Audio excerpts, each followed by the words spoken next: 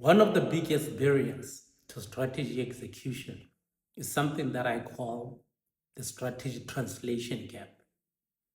Professor Robert Kaplan and David Norton, in their book, The Execution Premium, argue that organizations create value when they establish strong linkages between strategy and operations so that the employees' daily activities support strategic objectives.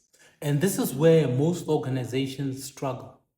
They tell their employees, we want to be customer centric, we want to innovate, we want to digitally transform. But then employees are left with a simple question: what exactly do you want me to do differently on Monday morning? Because many organizations assume that because strategy has been communicated, it has been understood.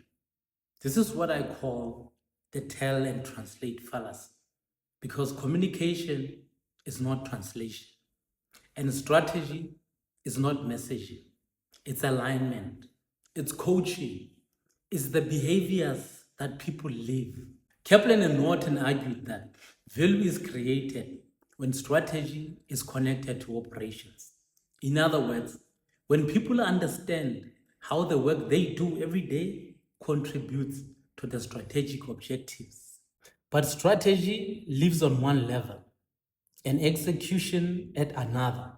And somewhere between the boardroom and the front line, meaning gets lost.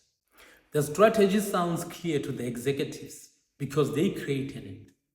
But the people who are supposed to execute it often don't know how to translate that into decisions, behaviors, and daily work. And employees don't execute strategy, they execute what they understand. And a strategy that cannot be translated into daily work cannot be executed. Strategy is not executed when it is communicated. It is executed when it is understood. That's the strategy translation gap. And until strategy is translated into operational reality, it remains an aspiration, not an execution plan.